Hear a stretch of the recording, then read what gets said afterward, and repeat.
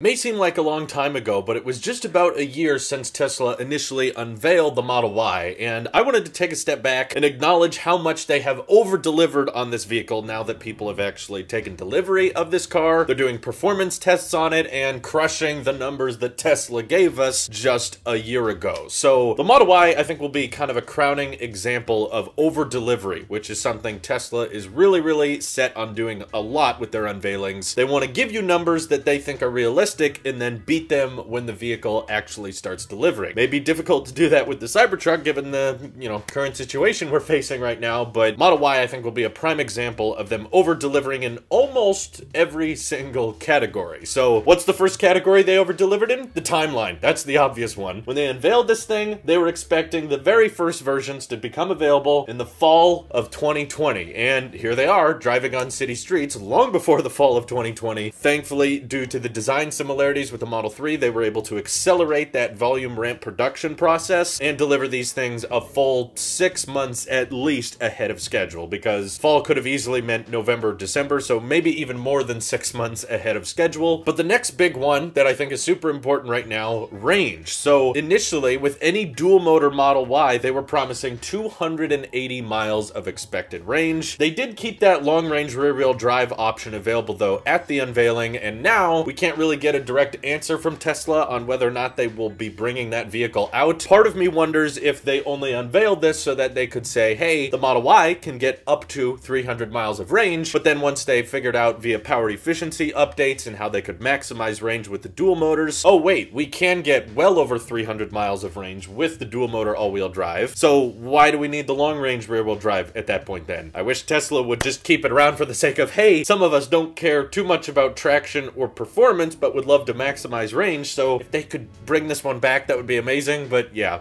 we can just hope. They over-delivered in the sense, though, that the long-range all-wheel drive got a whole 36 miles more than initially expected. Yes, the estimated range of the Model Y right now is at 316 miles, and I know a lot of people say it's a lot worse in the winter, and that's true, but gas cars also do get a little bit worse range in the winter, but you just don't pay attention to it as much. But it should be worth mentioning the heat pump infrastructure they've installed in the Model Y should able to prolong range in those colder climates so that heating up the cabin doesn't consume as much power as it does with other Teslas. And Elon Musk himself has said that that heat pump, is next level from the Tesla design team, and it was really impressive to see how they were able to implement it. So that means that even in those colder climates, the Model Y is probably going to be able to maintain its range better than any other previous launched Tesla. So they over-delivered on timeline and range, and now the last one we know of, because people are actually testing it, the 0 to 60 time. So initially with the Performance Model Y event, they promised 0 to 60 in 3.5 seconds. Now, thanks to some YouTubers actually testing this stuff out, we've seen them beat that number, which is insane considering this is a crossover, SUV, and there's